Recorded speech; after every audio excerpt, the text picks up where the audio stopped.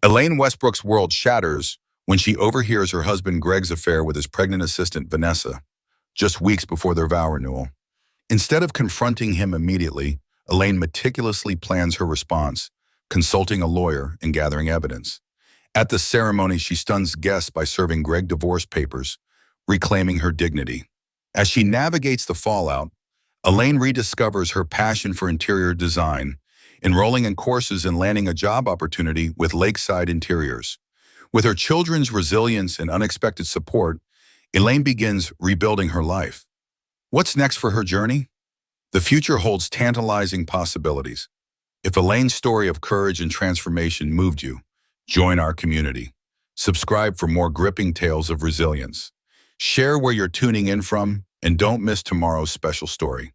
Your support fuels our storytelling. Click that subscribe button, and let's keep the journey going together. In a single shattering moment, the life I had meticulously built over 15 years crumbled like a house of cards caught in a storm. I stood before our loved ones, the lakeside pavilion glowing with soft light and adorned with flowers that echoed our wedding day, expecting to reaffirm my vows to Gregory Westbrook, my husband, my college sweetheart, the father of our 2 children. Instead, I handed him divorce papers, my heart pounding with a mix of resolve and heartbreak, as his assistant, Vanessa Hill, rose from the crowd and declared she was carrying his child. The collective gasp from our guests echoed in my ears, a sound that marked the end of the illusion I had called my life.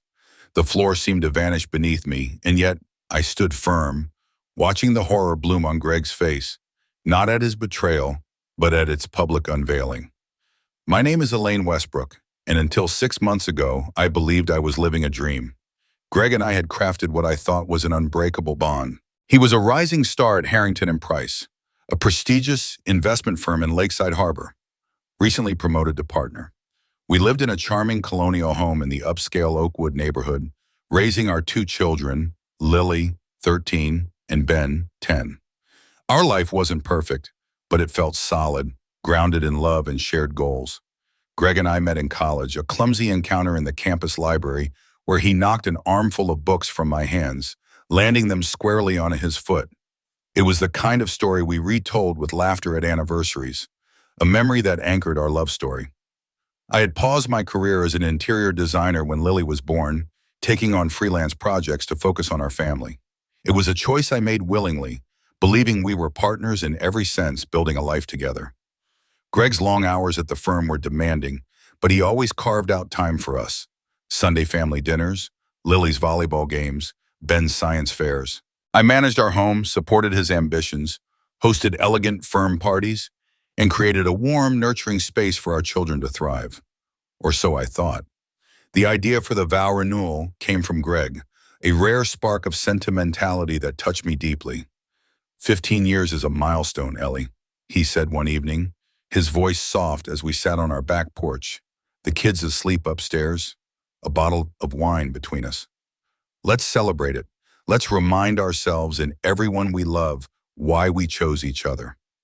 His words felt like a gift, a reaffirmation of our bond in a world that often felt too busy for romance. I dove into planning with fervor, reserving the Lakeside Pavilion, a breathtaking glass-walled venue overlooking the harbor.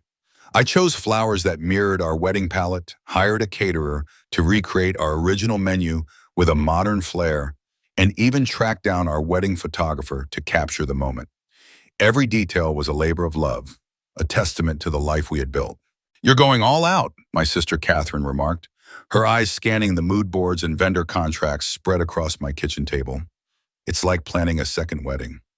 I smiled, my heart full. Greg deserves it. We deserve it. 15 years isn't easy, and I want to celebrate that we're still here, still in love. Catherine's smile faltered for a fraction of a second, a flicker of hesitation I didn't catch at the time. In retrospect, that fleeting look was a warning I should have heeded. 3 weeks before the ceremony, I stopped by Greg's office for our monthly lunch date, arriving early to surprise him. Vanessa Hill, his assistant, wasn't at her desk. Vanessa had joined the firm 2 years ago, a sharp MBA graduate whose ambition and work ethic Greg often praised. "She'll probably take my job one day," he'd joke, and I'd laugh. never suspecting anything deeper. As I approached his office, the door slightly ajar, I heard her voice, low and urgent. "We need to talk about what happens after the baby comes, Greg. I can't keep this secret much longer. I'm already showing." My hand froze mid-knock, my breath caught in my throat. Greg's voice, heavy with exhaustion, replied, I know. Just give me until after this vow renewal. Ellie's put so much into it, and the kids are excited. I'll figure out how to tell her about us after." The world tilted, my vision narrowing to the sliver of Greg's desk visible through the door. Vanessa's next words cut deeper. "And what will you tell her? That we've been together for over a year? That we're having a baby? That you're leaving her?" I waited, desperate for Greg to deny it, to call it a misunderstanding. Instead, he sighed, a sound of resignation. "Yes, all of it, but not yet, Van. Just a few more weeks."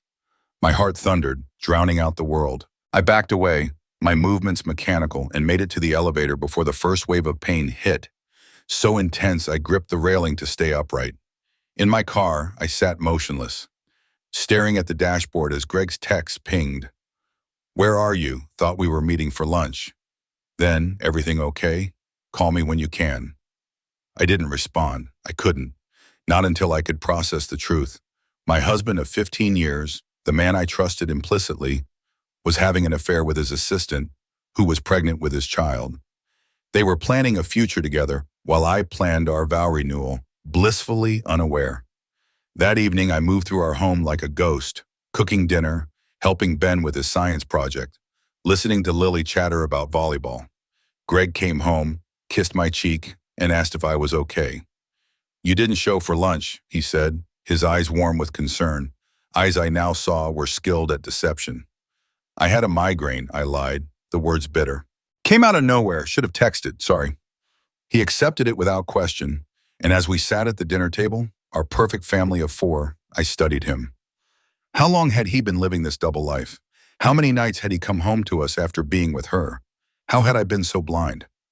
After he fell asleep, I crept to his home office, driven by a need I couldn't ignore. I had never snooped, always respected his privacy, but that trust was shattered. His phone sat on his desk, and with trembling hands I entered his passcode, our anniversary date, a cruel irony. The messages confirmed everything.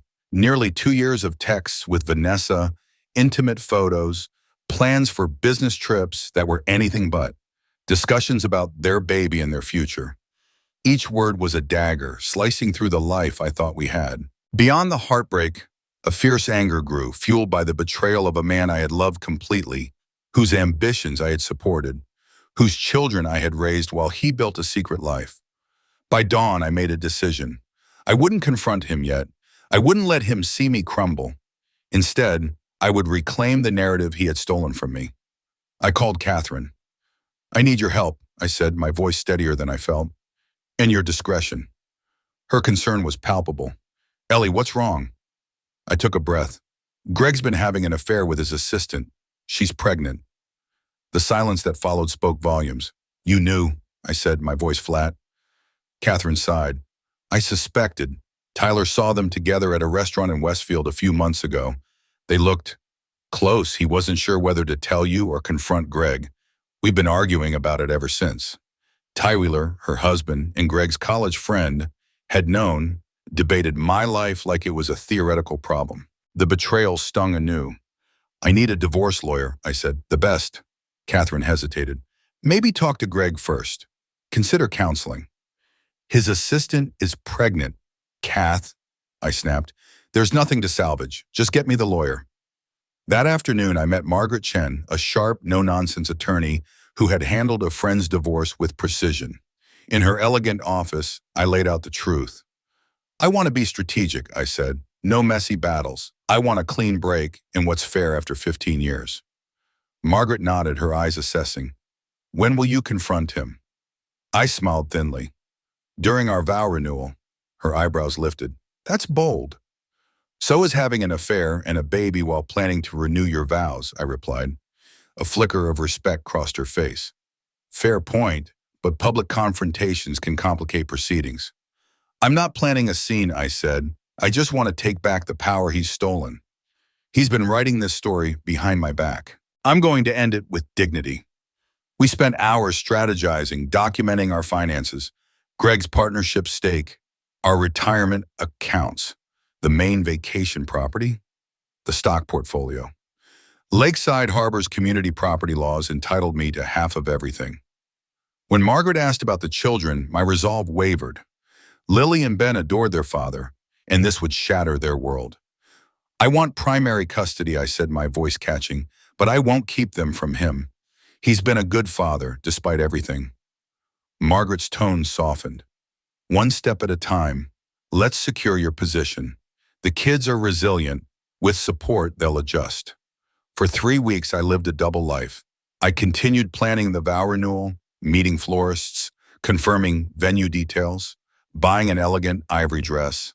I cooked dinners, helped with homework, smiled at Greg, all while working with Margaret to secure assets, open new accounts, and gather financial records. I started therapy, knowing I'd need help navigating my emotions and supporting my children.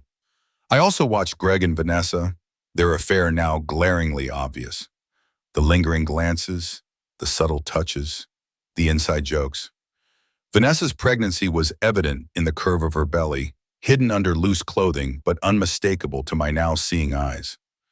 I wondered who else at the firm had noticed, had whispered about it while I remained oblivious. The night before the ceremony, Greg and I sat on our porch, the air thick with unspoken truths. He seemed tense, distracted. Nervous about tomorrow? I asked, my voice light despite the storm within. What?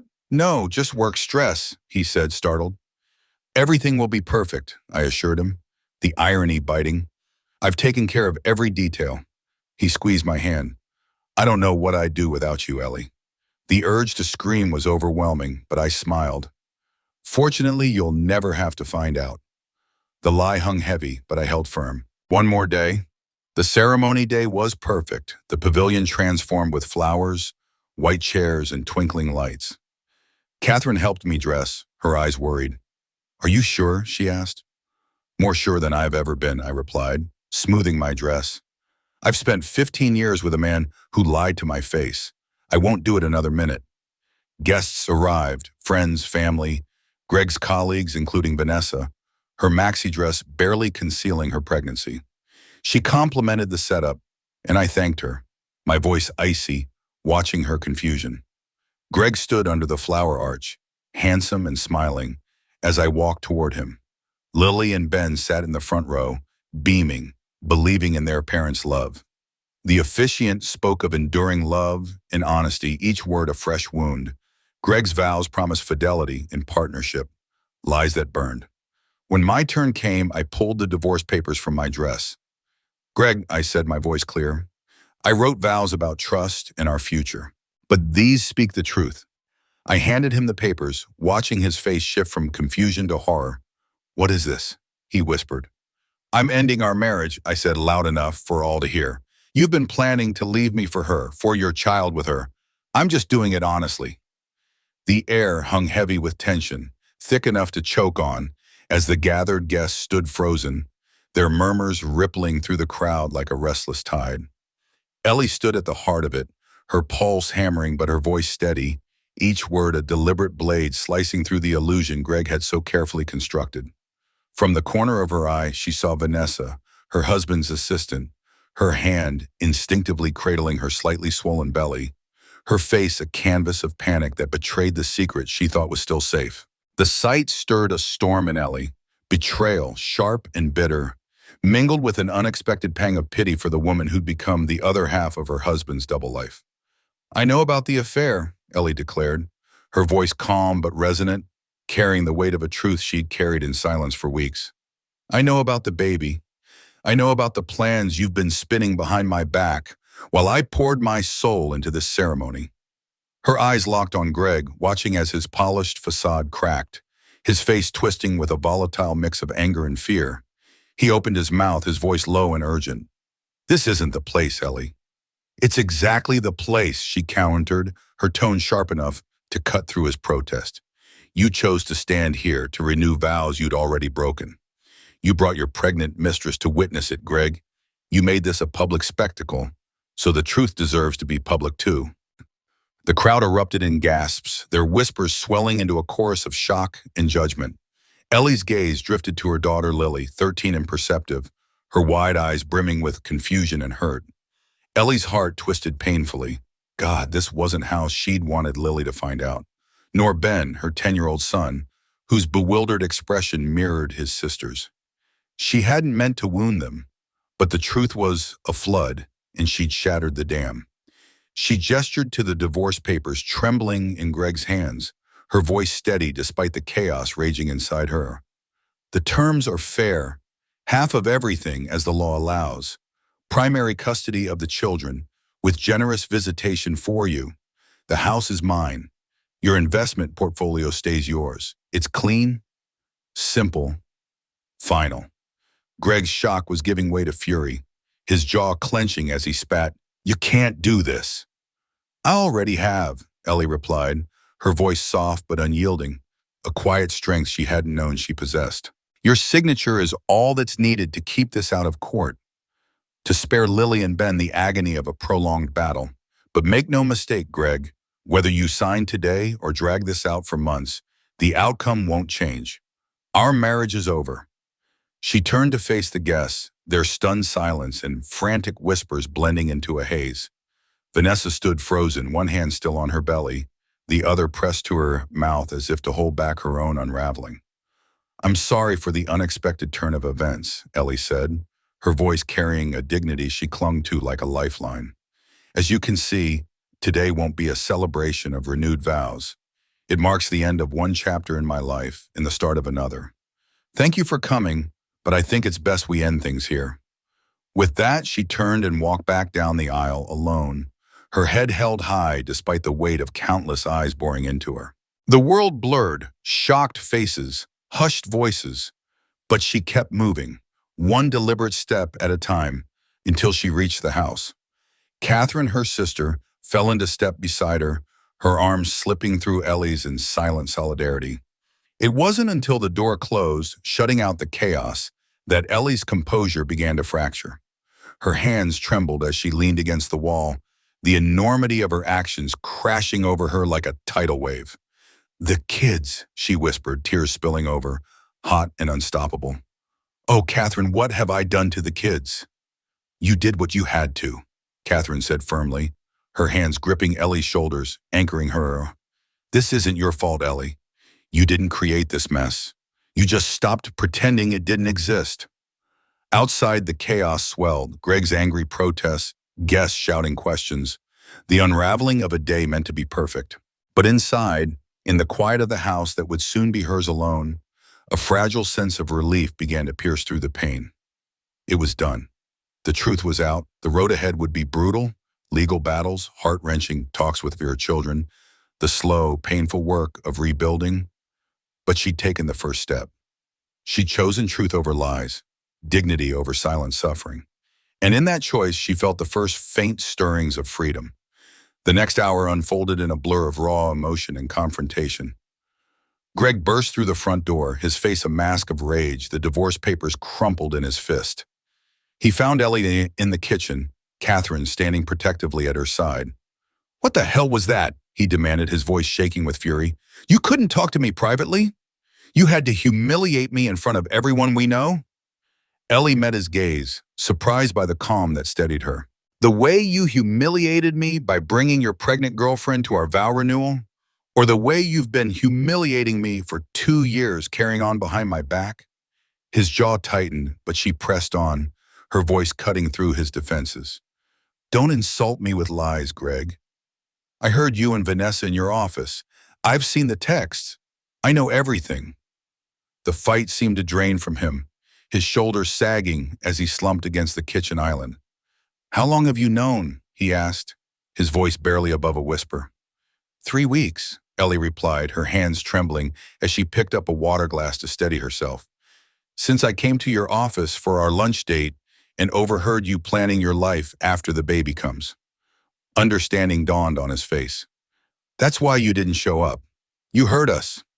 "Yes," she said, her voice steady despite the ache in her chest. "And then I did what any reasonable person would do. I investigated. Your phone wasn't exactly secure. Outside, the murmur of departing guests grew louder. Car doors slamming, engines starting, their perfect celebration dissolving into shock and gossip. "Where are the kids?" Greg asked, glancing around as if just remembering them. "Catherine's husband took them for ice cream," Catherine replied coldly. "We thought they should be spared the immediate fallout." Greg ran a hand through his hair, looking suddenly lost, a man unmoored by the consequences of his own choices. "This isn't how I wanted this to happen," he said quietly, his voice heavy with regret. Ellie let out a bitter laugh, the sound sharp in the quiet kitchen. "And how exactly did you want it to happen? Were you going to wait until after our vow renewal to tell me you were leaving for your pregnant assistant? Was that your grand plan?" He looked ashamed, his eyes dropping to the floor. "I was going to tell you next week, after the ceremony. I didn't want to ruin your preparation." "How thoughtful," Ellie said, her voice dripping with sarcasm. "Always considering my feelings, Greg." The doorbell rang, slicing through the tension. Catherine went to answer it, returning moments later with Vanessa trailing behind her. Ellie's heart lurched at the sight of her husband's lover, the mother of his unborn child, standing awkwardly in her kitchen, her hand resting protectively on her belly.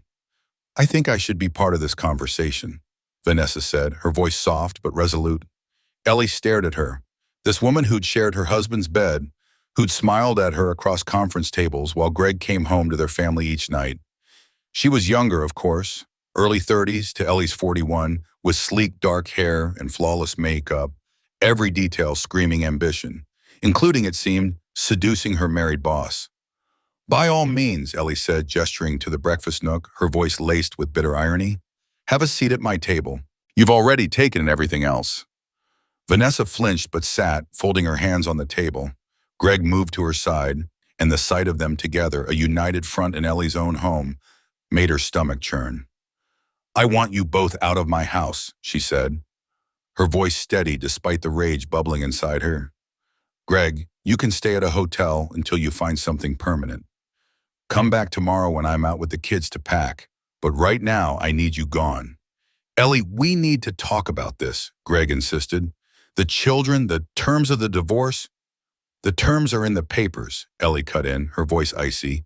"They're fair, more than fair, considering what you've done. As for the kids, we'll talk to them together, but not today. Not until I've had time to process this myself." Vanessa leaned forward, her expression earnest. "Ellie, I know this is hard, but I hope we can eventually be cordial for the children's sake. All of the children." Her hand moved to her belly, a gesture that sent fresh pain slicing through Ellie. The audacity of this woman sitting in her kitchen, suggesting they could blend their families like some sitcom, pushed Ellie to the edge of her control.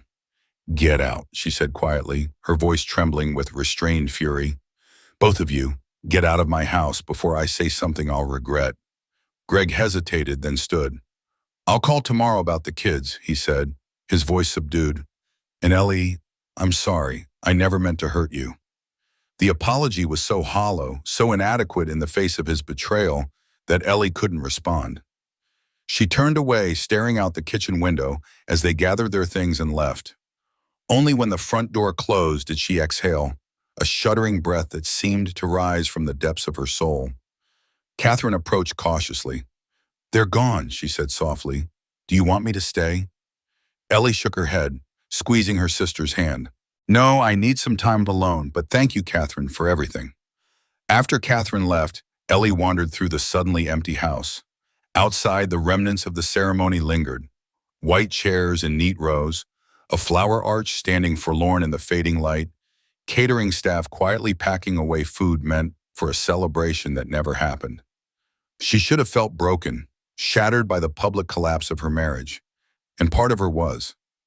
But beneath the pain was something unexpected. Relief.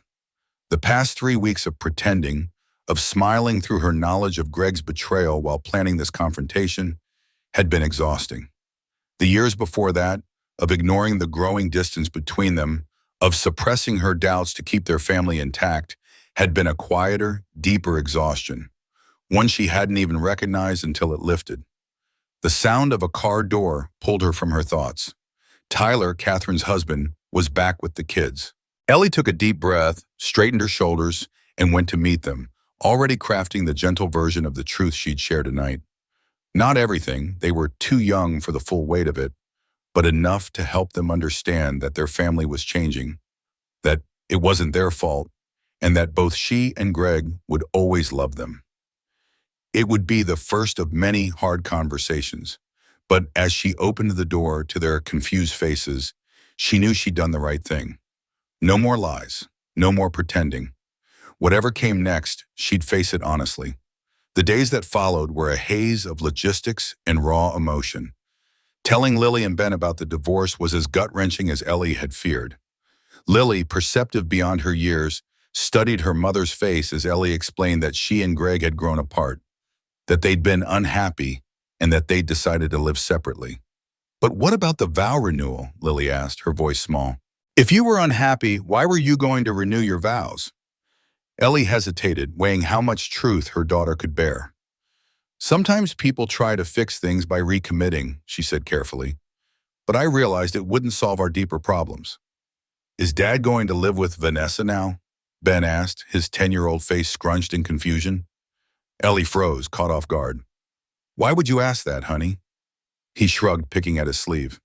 "I heard Mrs. Landon on the phone when Uncle Tyler was buying us ice cream. She said Dad got Vanessa pregnant, and that's why you're getting divorced." Anger surged through Ellie, at Greg, at Vanessa, at the careless gossip of parents who couldn't shield their words from children. But she swallowed it, focusing on her son.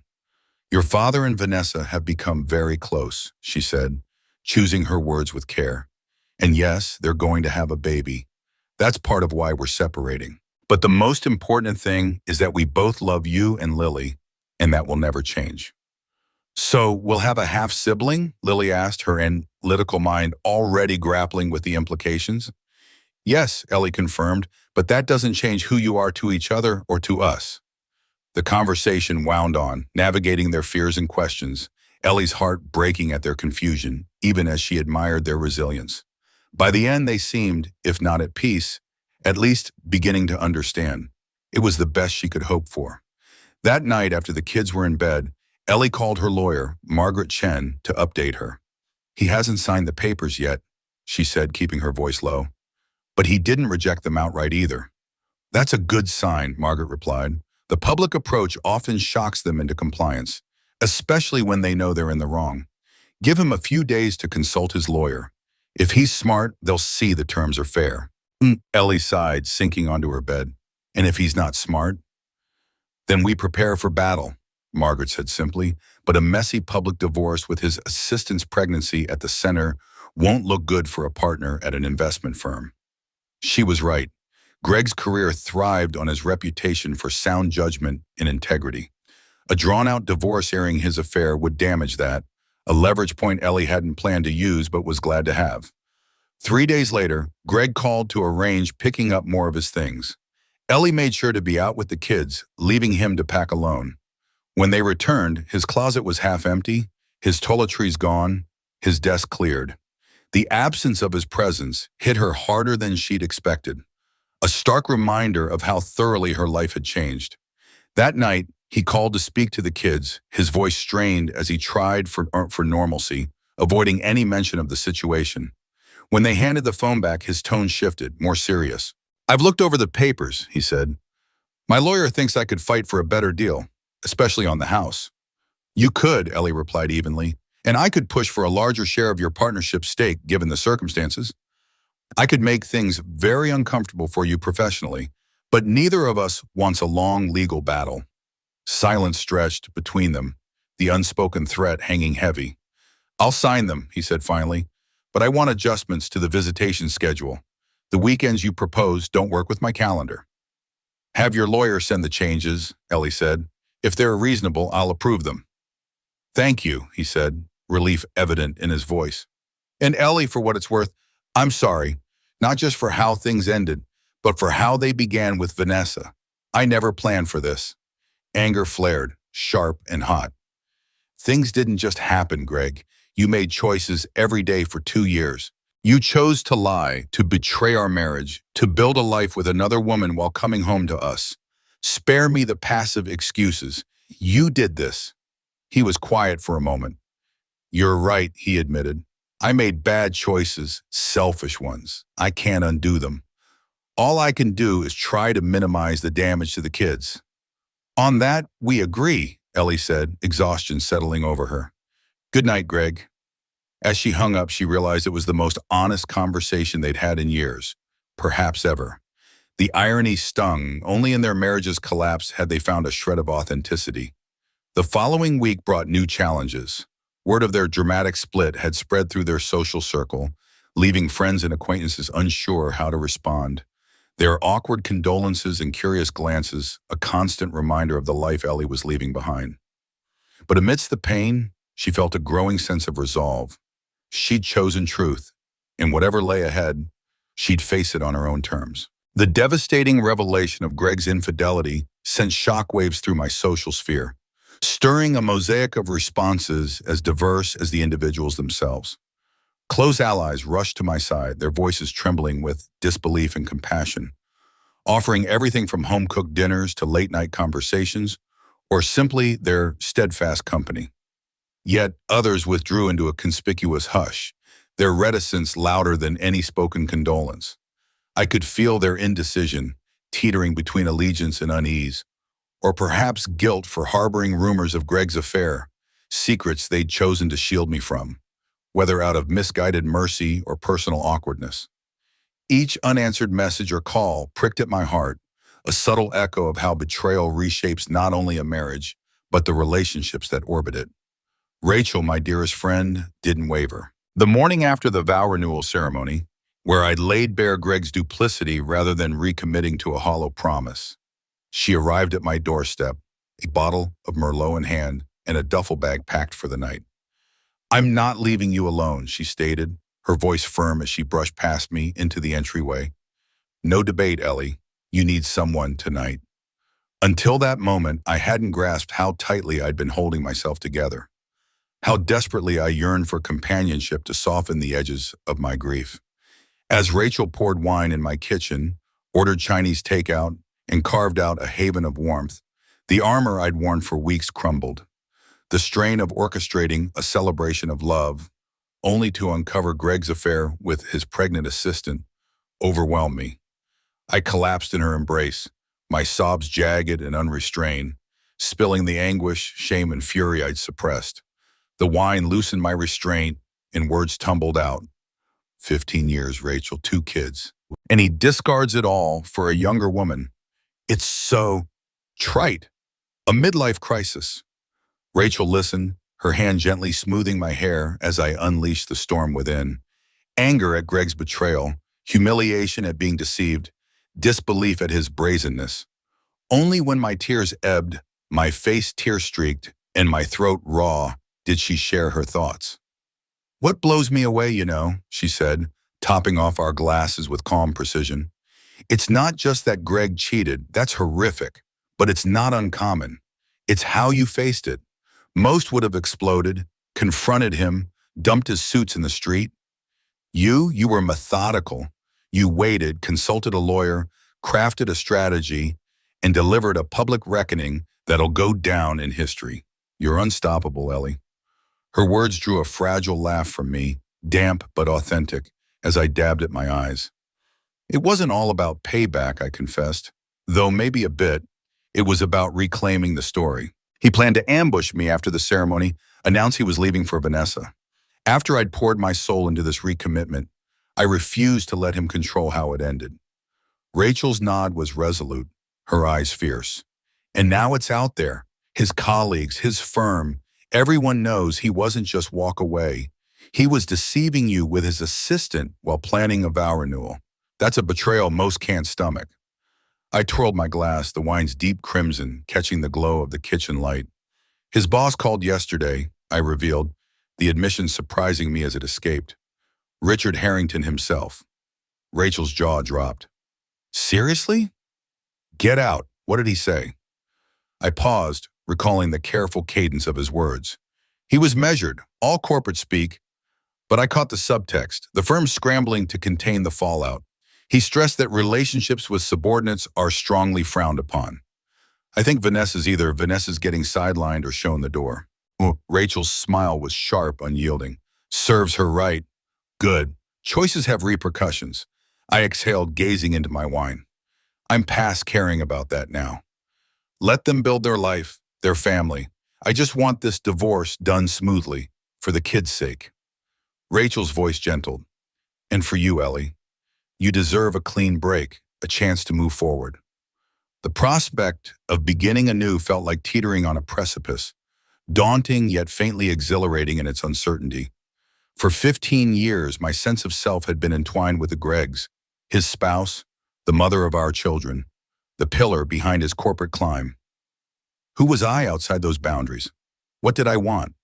Those musings kept me long after Rachel dozed off in the guest room. Alone in my cavernous bed, I scrolled my phone, stumbling onto the community college's website. Before marriage, I chased a degree in interior design. I dipped into freelance work over the years, but motherhood had eclipsed my ambitions after Lily's birth. Idly, I perused the continuing education catalog, my attention snagging on a certificate in advanced residential design. A one-year course, it promised to refine my talents and provide credentials for a serious career. For the first time since uncovering Greg's affair, a flicker of joy stirred, untangled from anger or vindication. This was mine, a passion I'd deferred yet never forsaken.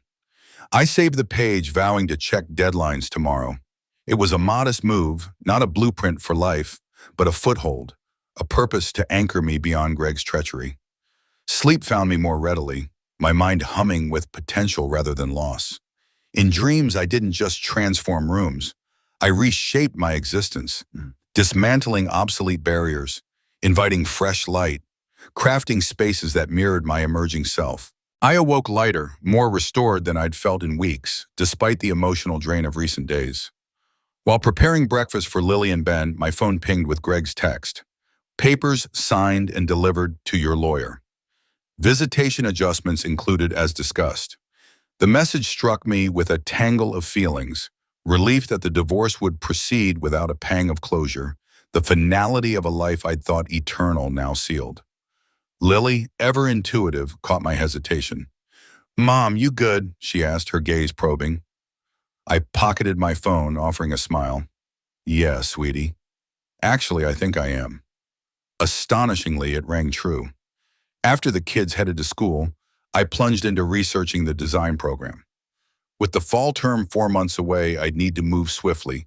Applications, portfolio curation, perhaps a summer prerequisite course. As I scribbled notes, my phone rang.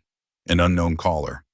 I almost dismissed it, suspecting a robocall call, but intuition urged me to answer. "Elaine Westbrook," I said, steeling myself. "This is Amanda Lell," came a refined voice. "I attended your event last weekend, friend of the Carters." I dimly recalled a chic woman in her 60s who'd admired my gown. "Of course," I said, fibbing effortlessly. "How may I help?" She chuckled warmly. "Amanda, please. I'd love to meet for coffee this week if you're available. Have a proposition to share." Intrigued, I proposed tomorrow afternoon, settling on the Bluebird Cafe. The cafe, tucked into on a picturesque lakeside street, was serene when I arrived early, claiming a window seat. I ordered a latte, my pulse quickening with expectation. This meeting felt weighty, perhaps because it marked my first venture beyond the orbit of Greg's world, or our shared past. Amanda entered precisely at 2 o'clock, her silver bob gleaming, her navy-tailored suit radiating poise. "Elaine, thank you for coming," she said, her handshake warm but firm. "I know it's been a trying time." Ordering her Earl Grey, she got to business. "I run Lila Enterprises, a boutique design firm for luxury homes, residential projects. I visited your home twice, once at the Harrington Bash last winter, again last week, and your aesthetic struck me. Your fusion of timeless and modern, the inviting details, the harmony, it's uncommon, especially for a non-pro." Her flattery warmed me, a flush rising. "Thank you," I said. Design was my calling before family took precedence. She nodded. "I learned as much from a shared contact. I'm recruiting a designer, and I believe you're the fit." I blinked, incredulous. "Me? My career's been dormant for over a decade. My degree's incomplete. Amanda's stare was unwavering. Skills are sharpened, credentials earned. I exhaled, doubts crowding in, my obligations, the kids' needs, my unraveling life. Yet a flame of ambition kindled, bright and fierce. This was an unimagined opportunity, rising from my life's ruins. As Amanda slid the sleek portfolio across the cafe table, her steady gaze met mine, radiating a quiet confidence that both intrigued and unsettled me. My fingers brushed the smooth leather cover, and a flicker of anticipation stirred in my chest, tinged with the weight of my unraveling life. "This is information about our firm," she said, her voice calm but deliberate. "The position, the compensation, and what we'd expect from you. Take your time with it. If it feels right, we can talk about next steps, including how to bridge the gaps in your formal education." Her words hung in the air, each one landing like a small stone in the still pond of my thoughts, rippling outward with possibilities I hadn't dared to imagine in years. I opened the portfolio and my breath caught at the sight of breathtaking interiors, spaces so vivid they seemed to pulse with life. Some I recognized from glossy local magazines, their elegance etched in my memory. Others were new, yet no less striking, their designs whispering of creativity and precision. As I turned the pages, my mind instinctively began dissecting the layouts, noting familiar techniques while flagging others I'd need to master. The images stirred a dormant part of me, the part that once thrived on sketching floor plans and dreaming up spaces that could transform lives. But the weight of it all, the opportunity, the timing, the sheer audacity of stepping back into a world I'd left behind, pressed against my chest. "This is overwhelming," I admitted, closing the portfolio with a soft thud. "In the best way, but still overwhelming." Amanda's smile softened, her eyes crinkling with understanding. "I don't need an answer today. Think it over. Talk to your family. Picture what you want your next chapter to be." She placed her business card atop the portfolio, a small, tangible anchor to this moment. "Call me when you're ready. Tomorrow, next month, whenever." The conversation drifted to lighter topics, local design trends, mutual acquaintances, the buzz around Lakeside Harbor's revitalized waterfront. Amanda's knowledge was vast, but she shared it with an ease that felt like a conversation between peers, not a lecture. By the time we parted, I didn't feel like I'd endured a job interview. I felt like I'd glimpsed a future where I could be more than the sum of my current circumstances. A future where I might find a mentor in Amanda, someone who saw potential in me I'd forgotten existed. Driving home, my mind churned with possibilities, each one sparking a mix of excitement and dread.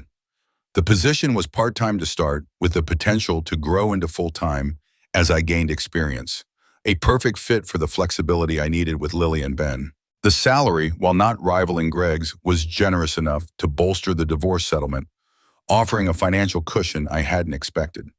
But more than the money, it was the work itself that called to me. Designing beautiful spaces for discerning clients, being part of a respected firm, reclaiming the professional identity I'd shelved when I chose motherhood over my career. The timing felt like a cruel paradox. My marriage was crumbling, my personal life in upheaval, yet here was an opportunity to rebuild something entirely my own. Could I do this? Could I navigate the practical hurdles, childcare, further education, the steep learning curve of a field that had evolved since I last practiced? The questions swirled, but beneath them was a quiet, stubborn hope that maybe, just maybe, this was the moment to redefine myself. At home, I found an email from Margaret Chen, my attorney, confirming the signed divorce papers had been received. "All seems in order," she wrote. "We'll file immediately. Barring complications, the divorce should be finalized within 90 days. 90 days. 3 months until the legal end of my 15-year marriage. The timeline felt like a lifetime and a heartbeat all at once. In 3 months, I'd be a single woman, tasked with rebuilding my life from the ground up. I spread Amanda's portfolio across the kitchen island, its contents spilling out like a map to a new world. The position would start in September, aligning almost eerily with the divorce's finalization. A sign? A coincidence? I couldn't decide, but the symmetry of endings and beginnings sent a shiver down my spine.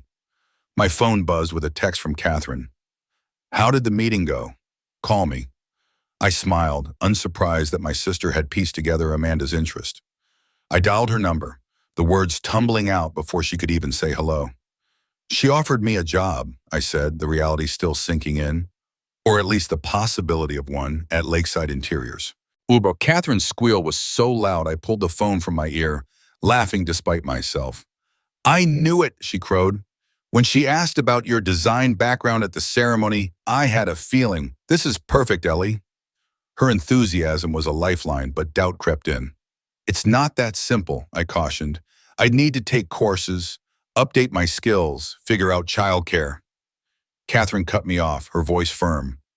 Those are details, Ellie. The real question is, do you want it? Did I?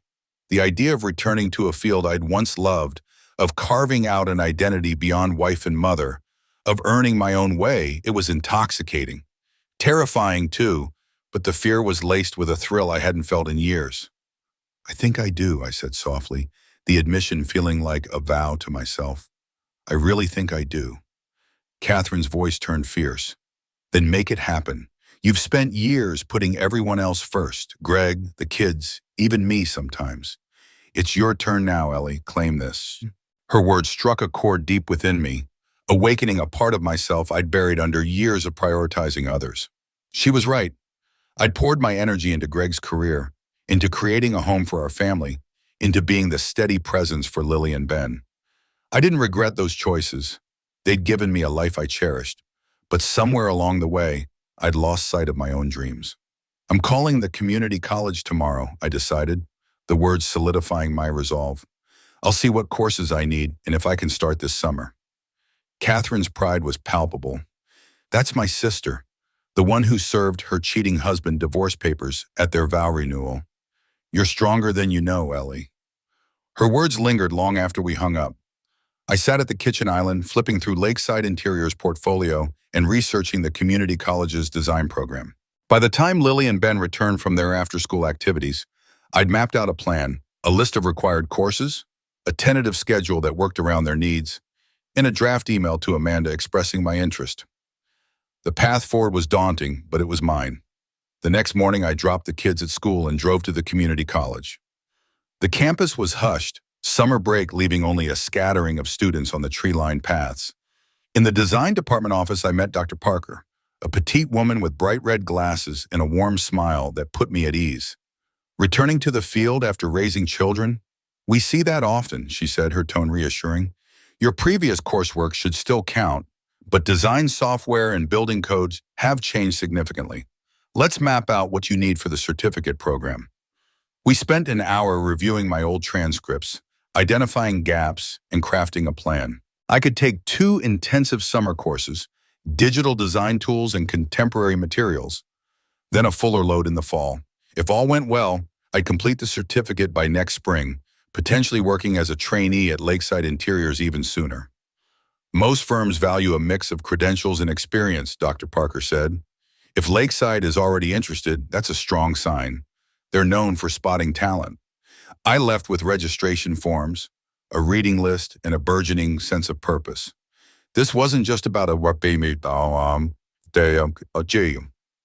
was about reclaiming the creative spark I'd once lived for. As I walked to my car, my phone rang. Greg's name flashed on the screen, and I hesitated, still navigating the raw edges of our new dynamic. I answered, bracing myself. Ellie, he said, his tone oddly formal. Do you have a minute? I unlocked my car, sliding into the driver's seat. I'm just leaving the community college. What's up? His surprise was audible. The community college? Why are you there? I paused, weighing how much to share. There was no need for secrecy, not really. I'm enrolling in courses to complete my design certificate, I said. I'm exploring some professional opportunities. A beat of silence followed, then, that's good. That's great, actually. You always had talent in that area. The compliment, unexpected and sincere, caught me off guard, stirring a mix of gratitude and lingering hurt. Thank you, I said. Was there something specific you needed? He cleared his throat. Yeah, Vanessa and I found an apartment in West Ridge, about 15 minutes from the house. Close enough for the kids, but not too close to be uncomfortable. Westridge, an upscale neighborhood near Greg's financial district office, all sleek apartments and modern amenities. It made sense, but the thought of him and Vanessa building a life together so swiftly stung, a reminder of how quickly he had moved on. Okay, I said, keeping my voice even. When are you moving in? This weekend, he replied. I thought the kids could see the place. Help set it up, if that's not too awkward. I considered it. Lily and Ben would spend time there during his visitation weekends, maybe even have their own rooms. They deserve to feel included. That makes sense, I said, but Greg, Vanessa shouldn't be there for the first visit. The kids need time to adjust to your new place before she's part of it. He paused, then agreed. You're right. I'll make sure she's out for the afternoon. Thanks, Ellie. The call ended civilly, another small step toward our new reality.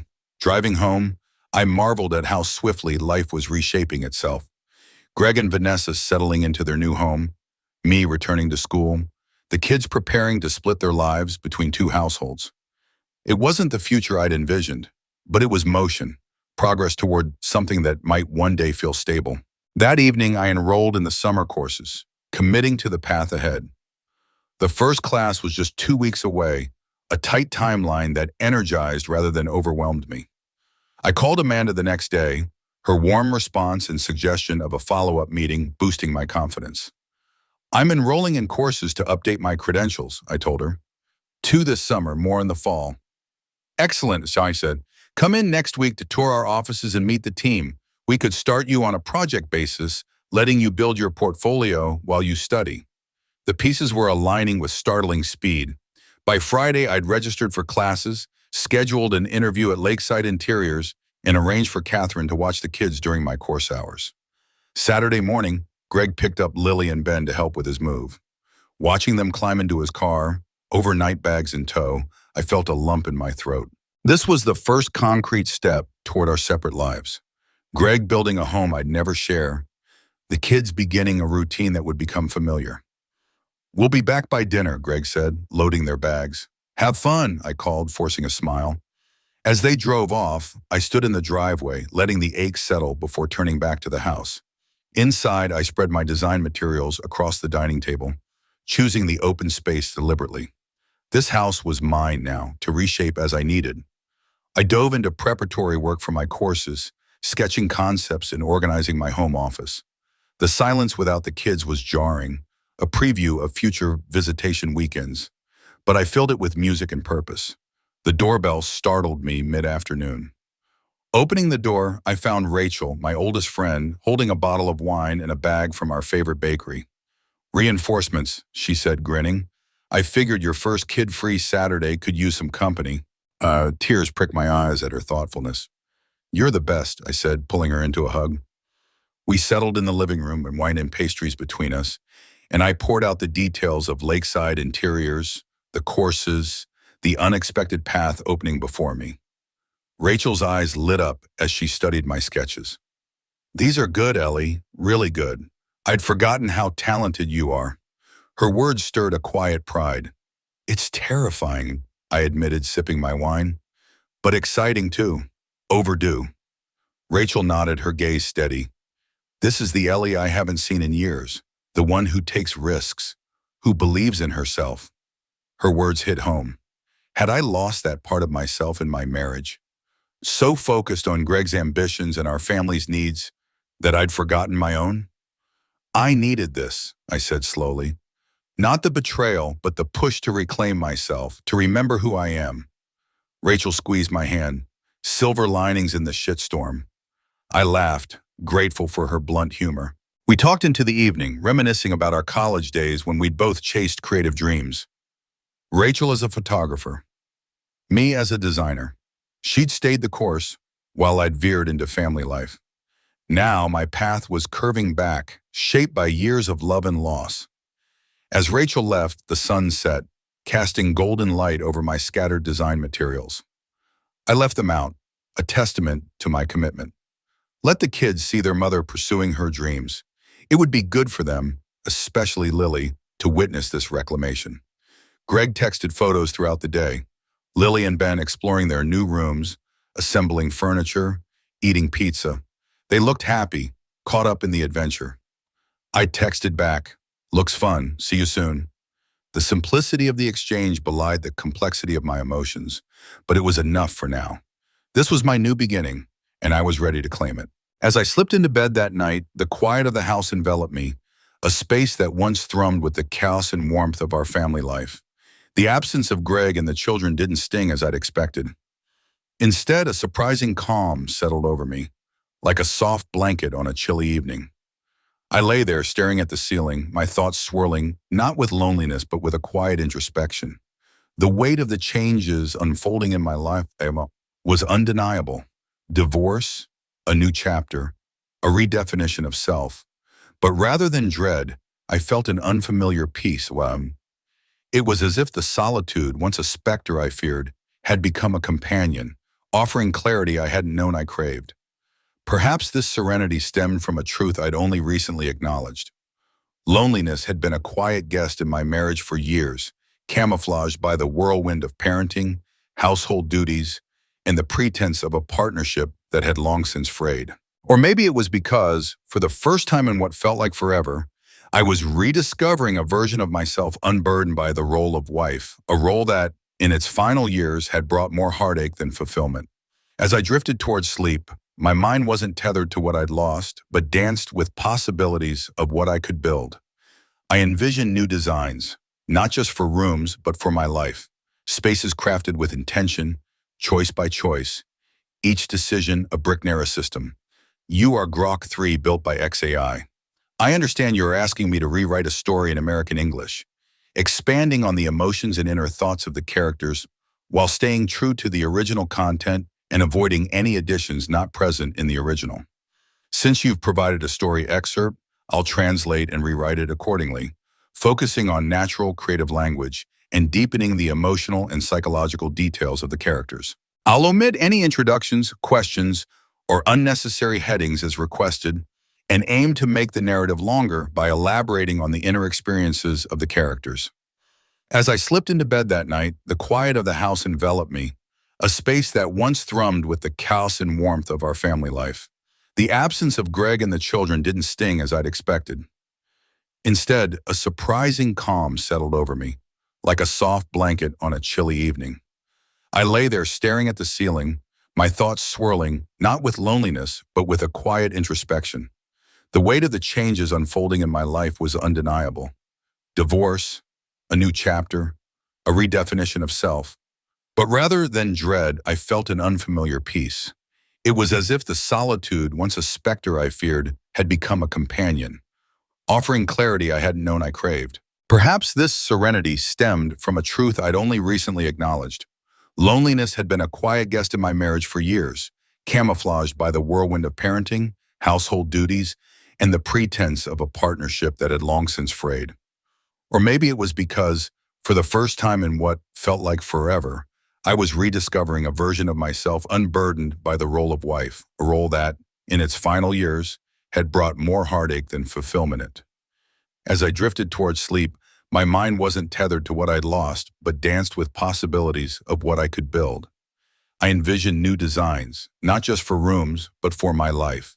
Spaces crafted with intention, choice by choice. Each decision a brick in the foundation of a future shaped by my own hands and vision. When Greg brought the children back on Sunday evening, their voices bubbled with excitement, spilling over with stories of his new apartment. Lily's eyes sparkled as she described the balcony view, her imagination already painting her room with a galaxy of glowing stars. "Dad says we can decorate our rooms however we want," she said, her voice alive with possibility. I could see her mind racing, picturing constellations and cosmic swirls, a space that would be hers alone. "That sounds beautiful," I replied, my heart swelling with genuine joy for her enthusiasm, though a quiet ache lingered beneath. I asked her about her ideas, encouraging her to explore them online with me later, hoping to anchor her dreams in our shared moments. Ben tugged at my sleeve, his face lit with boyish excitement. "Mom, Dad's place has a pool and a game room with ping pong." His grin was infectious, but a flicker of inadequacy sparked within me. Greg's sleek new apartment complex, with its luxurious amenities, was a world our cozy family home couldn't compete with. I pushed the feeling down, refusing to let it take root. That's awesome, buddy, I said, ruffling his hair. You'll have to work on that ping pong game. Maybe you can teach me a thing or two. My smile felt like a small victory, a shield against the comparisons I knew were inevitable. Greg lingered in the foyer, his posture stiff with the uncertainty of our new dynamic. I could sense the storm of emotions he was navigating. Guilt, relief, perhaps even regret. They were great, he said, his voice soft but strained. Helped a lot with setting things up. I nodded, meaning it when I said, I'm glad. But beneath my calm exterior, a tangle of feelings churned. Resentment for the life he'd upended, gratitude for his effort with the kids, and a strange, detached sympathy for the man who, patience. I'm sorry, I cannot continue this response as it exceeds the maximum length I can provide in a single response. Would you like me to continue and provide the rest of the rewritten story in a follow-up response? Elaine stood in her kitchen, the phone pressed to her ear, her knuckles whitening as she gripped it tightly. Her voice, taut with barely restrained fury, cut through the silence of the house. His parents are arriving at my doorstep today, she said, each word deliberate, heavy with the weight of betrayal. Greg, her soon-to-be ex-husband, had orchestrated a double life for 2 years, an affair with his assistant, Vanessa, that culminated in a pregnancy, all while planning a vow renewal ceremony that now felt like a cruel mockery of their marriage. Instead of facing his parents with the truth, he was hiding, drowning his cowardice in a drunken haze. Elaine had agreed to host Richard and Diane, Greg's parents, under the pretense that he would break the news gently over dinner. But now, with Greg absent, she was left to manage the fallout alone. Vanessa's voice crackled through the line, laced with genuine distress. I'm so sorry, Elaine. I pushed him to call them last week, to at least prepare them before they arrived, but he kept dodging it. I'll try to get him sobered up, get him to call. Don't bother. Elaine cut her off, her tone flat, final. A strange calm settled over her, like a storm passing, leaving only clarity in its wake. I'll handle it. But Vanessa, this is the last time. I'm done covering for him. She hung up, her heart pounding not with anger, but with resolve. For years, she had been Greg's shield, smoothing over his absences, making excuses to his parents, their friends, their children, Benjamin and Lily, when work kept him away. She had absorbed the emotional weight of his shortcomings, managing the discomfort he refused to face. But that role was over, not just because their marriage was dissolving, but because she finally saw it for what it was, a disservice to him and a crushing burden on her. Greg was a grown man, soon to be a father of 3. It was time he learned to navigate the mess of his own making.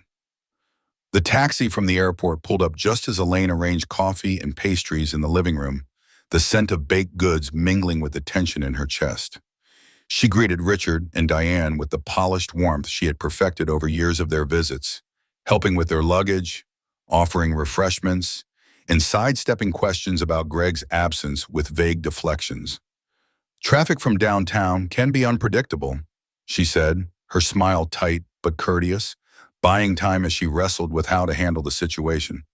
I'm sure he'll be here soon. Diane's eyes swept the living room, pausing on the design materials scattered across the dining table. Sketches, fabric swatches, and notes for Elaine's latest project. You seem to be in the middle of something, she remarked, her tone carrying the familiar hint of disapproval that had always grated on Elaine's nerves. I'm finishing a design certificate now, Elaine replied smoothly, refusing to shrink under Diane's scrutiny. Lakeside Interiors offered me a position, contingent on updating my credentials. Richard's eyebrows lifted slightly, his voice tinged with skepticism. A full-time job? What about the children?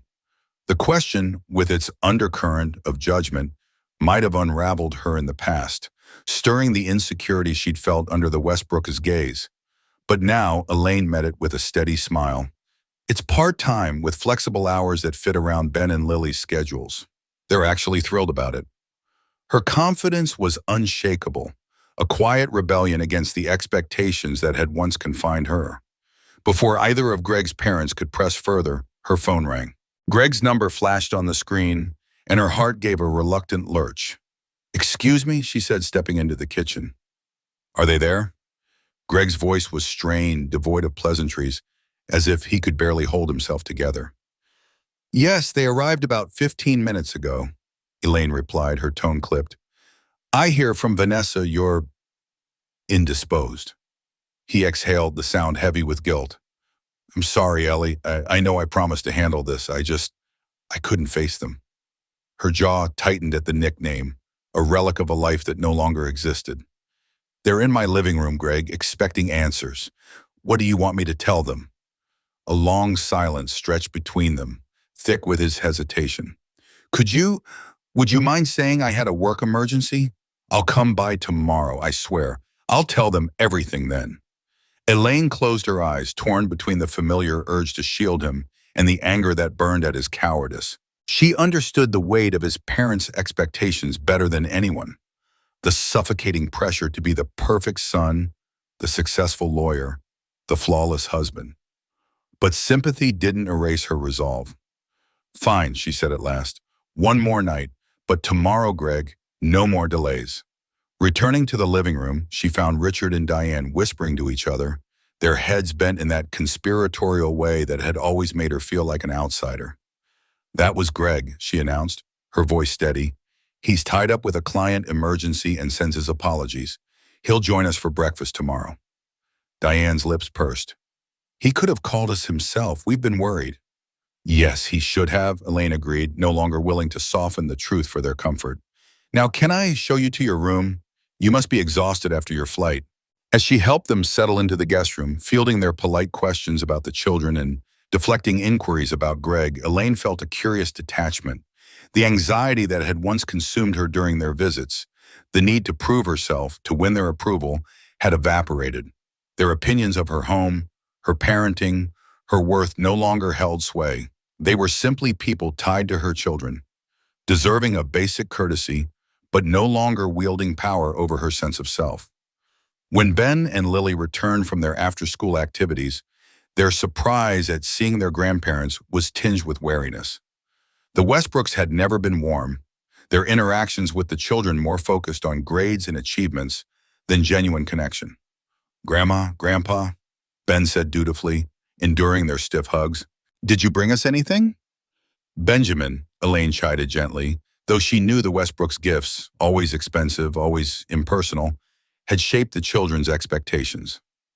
As a matter of fact, we did, Richard said, retrieving 2 small gift bags from his luggage.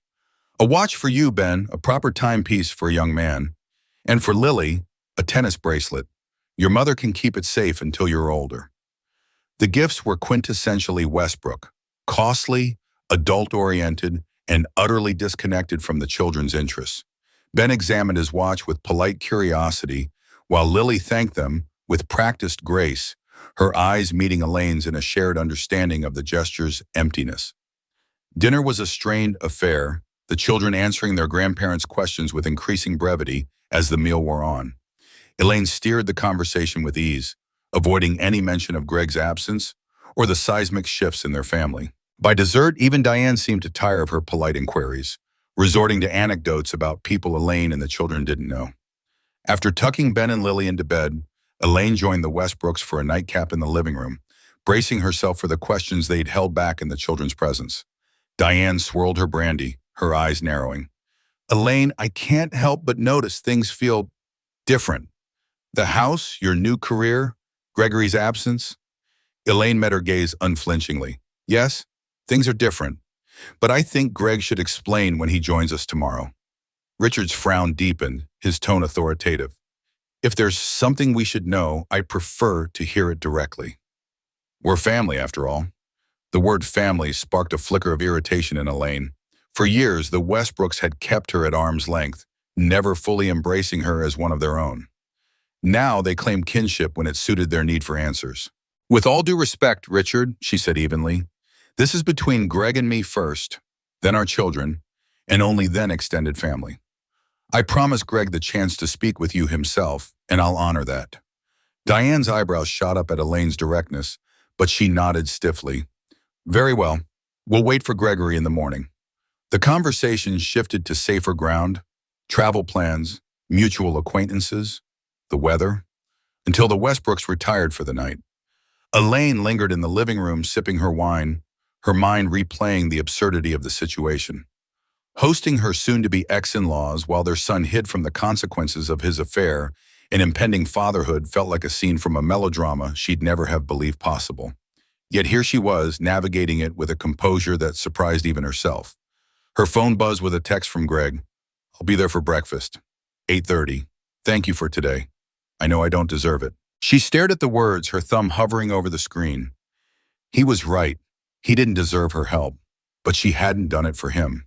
She'd done it to shield Ben and Lily from unnecessary drama, to maintain a semblance of stability in their already fractured world.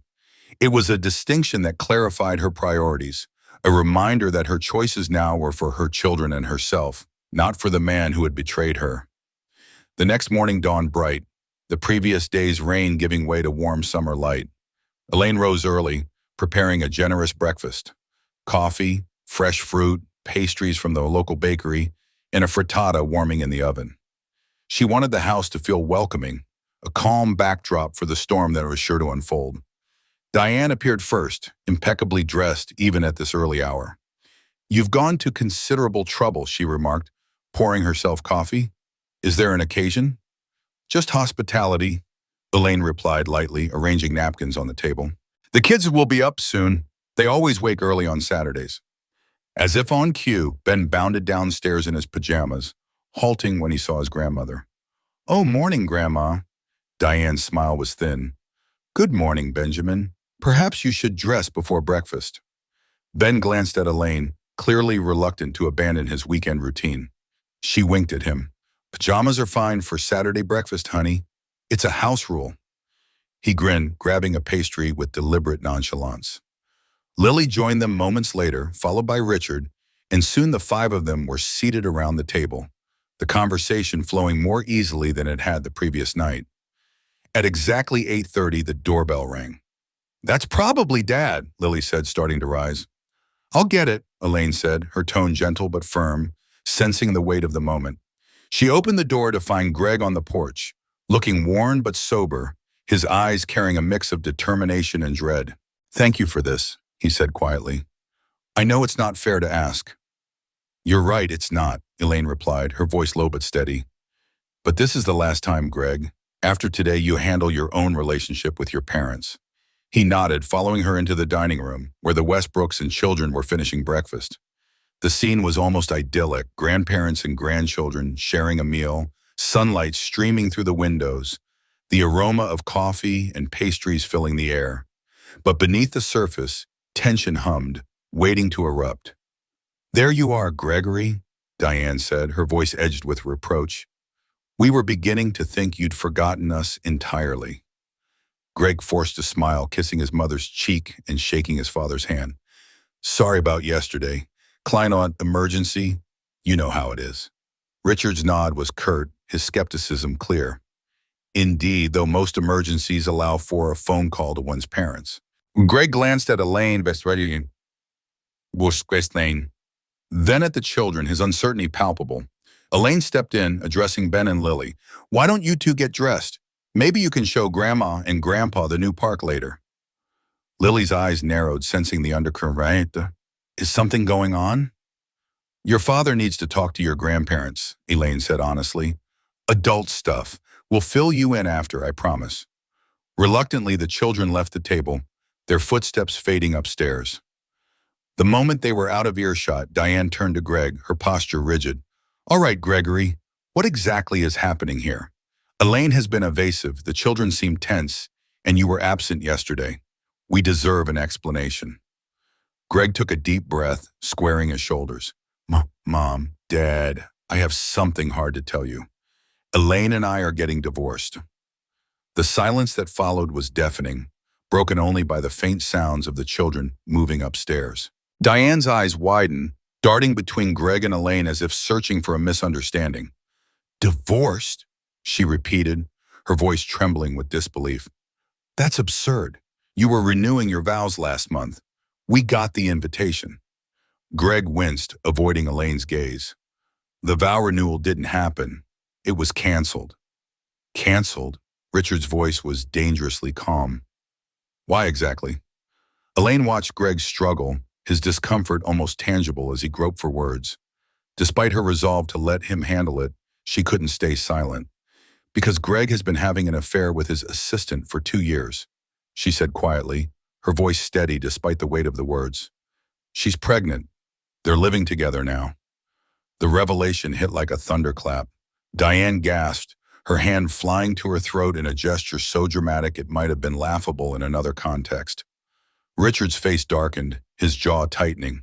Is this true? He demanded, his voice thick with anger. Greg nodded, his expression wretched. Yes, I've been seeing Vanessa. She's expecting our child in December. Have you lost your mind? Richard's composure shattered, his voice rising. Throwing away a 15-year marriage, your career, your family's stability. For what? Some woman who trapped you with a pregnancy? It wasn't like that, Greg protested, his voice weak. Vanessa didn't trap me. We fell in love. Diane's scoff was sharp, dripping with disdain. Love? You destroy your family for an infatuation and call it love? I raised you better than this, Gregory. The conversation spiraled into a storm of accusations and recriminations, voices rising as years of expectations and disappointments collided. Elaine sat silently, detached from the chaos. This wasn't her fight anymore. She had no stake in their anger, no need to justify or defend. After nearly 20 minutes, she stood, her voice cutting through the noise. I think this needs to continue elsewhere. The children are upstairs and can probably hear you. I suggest you take this to Greg's apartment. Richard blinked as if startled to remember her presence. Yes, of course. This isn't appropriate for a family breakfast table. The irony of his words, clinging to the facade of a proper family amid the wreckage of their reality, almost made Elaine laugh. But she simply nodded, clearing the dishes as if it were any other morning. Greg rose, his face pale. I'll get my car. We can go to my place and talk further. As the Westbrooks gathered their things, Diane approached Elaine in the kitchen, her voice uncharacteristically hesitant. Elaine, I want you to know we don't condone Gregory's behavior. This isn't how we raised him. Elaine straightened, meeting her gaze. Thank you, Diane, but this isn't about how you raised him. It's about the choices he made and the consequences for all of us, especially the children. Diane nodded, her composure faltering. Of course. The children. Will you allow us to keep seeing them? The vulnerability in her question caught Elaine off guard, a rare glimpse of the woman beneath the polished exterior. They're your grandchildren, Elaine said simply. That hasn't changed. As long as you respect our new family structure and don't speak ill of Greg or Vanessa in front of them, you'll always be welcome in their lives. Relief softened Diane's features. Thank you. That's generous, given everything. As they left with Greg, the house fell silent. The children stayed upstairs, likely sensing the need for space. Elaine finished cleaning the kitchen, her mind calm despite the emotional upheaval. Another milestone passed, another piece of her old life dismantled. The Westbrooks' visit, painful as it was, had marked one more step toward her new beginning, a life where she no longer carried the weight of the others' choices. The crisp autumn air brushed against my skin as I stood on the courthouse steps, the weight of 15 years of marriage officially lifted with the judge's final gavel. The divorce papers, now signed and sealed, marked the end of my life as Mrs. Gregory Westbrook. Inside, my heart churned with a complex mix of emotions, relief, sorrow, and a budding curiosity about the uncharted path ahead. For the first time in months, the unknown didn't loom like a shadow, but sparkled with possibility, like sunlight filtering through the golden leaves above me. I took a deep breath, letting the moment settle into my bones, feeling both untethered and strangely grounded. Inside the courtroom, the proceedings had been swift, almost anticlimactic. Greg stood across the aisle, his face a mask of solemnity tinged with relief, his suit slightly too large on his frame. The stress of our separation had carved away at him, just as it had reshaped me. His parents' disapproval, a constant undercurrent in our unraveling, had left him gaunt, his once confident posture softened by months of tension. The judge's questions were formal, the signatures mechanical, and in under 15 minutes, a decade and a half of shared dreams, arguments, and memories dissolved into legal finality. No fanfare, no tears, just closure, heavy and quiet. As we stepped into the hallway, my attorney offered a gentle smile. "Congratulations, Miss Westbrook," she said, her voice warm but professional. "Or are you thinking of reclaiming your maiden name?" I paused, the question catching me off guard. "I haven't decided," I admitted, my mind flickering to my children, Lily and Ben, who carried the Westbrook name, and to the professional identity I was building as Elaine Westbrook, interior designer. "The kids are used to it, and I've started making a name for myself with it." She nodded, understanding. "No need to rush. You can always change it later." Her words felt like permission to take my time, to let my new self unfold at its own pace. Greg approached as my attorney stepped away, granting us a moment of privacy. His eyes, once so familiar, now felt like those of a stranger I'd known too well. "So that's it," he said softly, his voice carrying the weight of finality. "Officially over." I nodded, searching for something to feel. Triumph, anger, sadness, but finding only a deep, quiet acceptance. "Yeah," I replied, my voice steady. "It is." He shifted, his hands fidgeting at his sides. "How are you holding up?" he asked, and I could see the genuine concern behind his fatigue. "I'm okay," I said and meant it. "You?" He shrugged, a faint smile tugging at his lips. "Managing. The firm's been tough." Richard Davies pulled his account when the news broke. A few others followed. I wasn't surprised. In the high-stakes world of investment banking, personal scandals rippled outward, and Greg's affair had been a storm. "And your parents?" I asked, knowing their cold disapproval had always cut him deeply. "Barely speaking to me," he admitted. "They came for dinner last week, but it was strained. Vanessa's trying, but it'll take time." The mention of Vanessa, his assistant, and now the mother of his unborn child, no longer sent a jolt of pain through me. It was a dull ache now, softened by time and my own growth. We stood there, two people once bound by love, now connected only by our children and a shared past. The divorce agreement was meticulous. Finances, custody, the house, even holiday schedules, leaving no loose ends. "I should go," I said finally, glancing at my watch. "I have a client meeting at 11. Greg hesitated, then extended his hand. "Good luck, Ellie, with everything." His hand was warm, familiar, but the gesture felt formal, a stark reminder of how far we drifted from the intimacy we once shared. "You too, Greg," I said, shaking his hand briefly before turning away. Outside, the autumn sun bathed the world in a golden glow, and I paused on the courthouse steps, letting the warmth sink into me. I was divorced, single, and solely responsible for my own happiness for the first time in 15 years. The realization was both daunting and electrifying, like standing at the edge of a vast, unknown landscape. My phone buzzed, pulling me from my thoughts. A text from Amanda, my boss and mentor at Lakeside Interiors. "Client meeting pushed to 11:30. Take your time." I smiled, gratitude warming me. Amanda had become more than an employer in the 2 months since I joined her firm. She was a guide, offering patience as I navigated new design software, praise when my ideas shone, and honest feedback when my work fell short. Under her mentorship, I was blossoming, my confidence growing with each project. The Tudor Revival in Hillcrest, my first major project, had wrapped up the week before, the client so thrilled with the transformation that they'd referred 2 friends to the firm. My second project, a waterfront condo for a newly divorced executive, was gaining momentum, the client responding eagerly to my concept boards. As I walked to my car, a reliable SUV purchased with part of the divorce settlement, I felt a surge of independence. The vehicle, like the house I now maintained with Greg's alimony and child support, was mine. Financial security had been my biggest fear when we began the divorce process, but Greg, perhaps out of guilt or genuine care for our children's stability, had agreed to generous terms. I no longer felt tethered to his world, his success, or his failures. I was Elaine Westbrook, designer, mother, woman, whole in my own right. At Lakeside Interiors, Amanda was reviewing fabric samples when I arrived. "How'd it go?" she asked, her eyes warm with concern. "Quick and painless," I said, setting down my bag. 15 years of marriage gone in 15 minutes. She nodded, her own divorce years ago giving her an unspoken understanding. "And how do you feel?" I sank into the chair across from her, considering the question. Lighter, I said finally. Like I've been carrying a weight so long, I forgot it was there. And now it's gone. She smiled. That's a good sign. You up for this client meeting, or do you need a moment?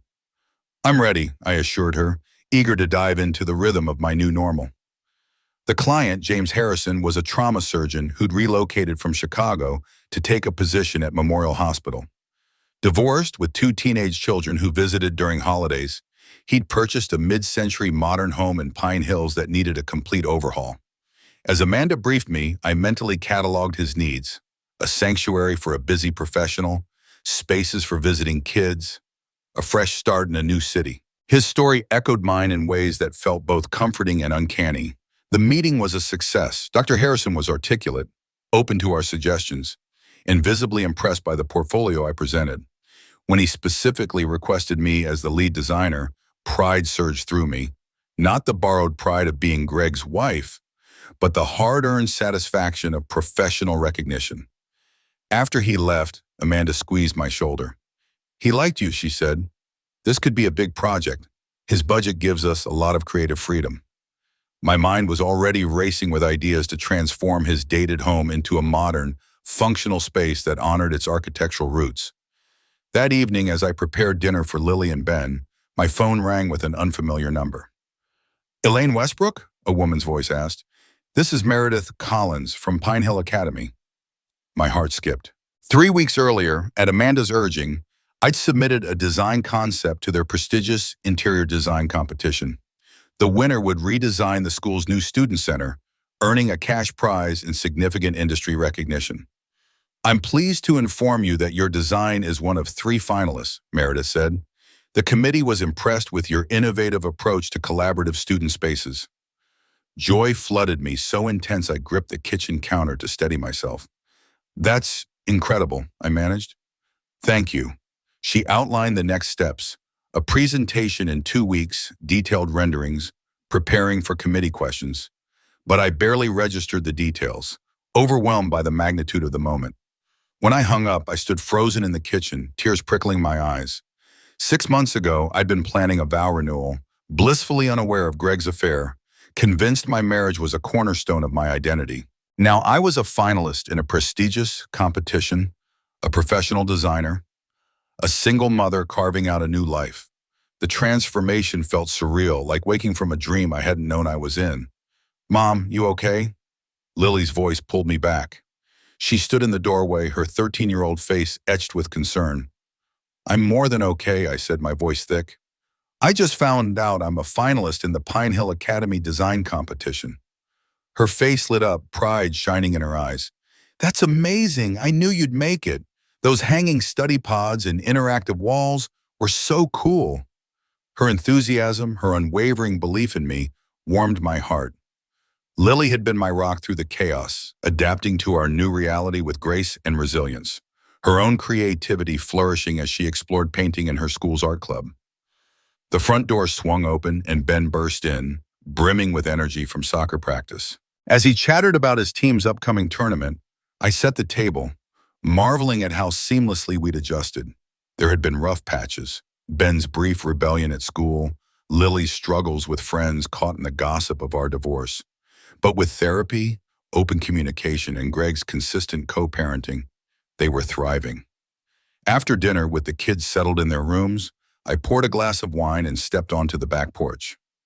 The autumn air was crisp, scented with wood smoke and fallen leaves.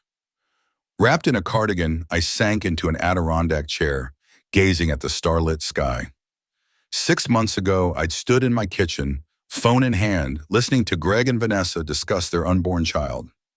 The betrayal had shattered me, leaving me feeling as though my world had collapsed. But from that wreckage, something new had emerged. The end of my marriage hadn't been the end of me. It had been the beginning of a journey back to myself. The divorce finalized that morning wasn't a full stop, but a comma, a pause before the next chapter.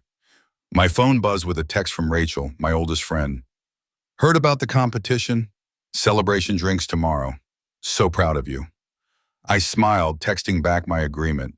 Rachel's loyalty, Amanda's mentorship, even Vanessa's unexpected commitment to a healthy co-parenting dynamic had formed a web of support that carried me through the darkest days.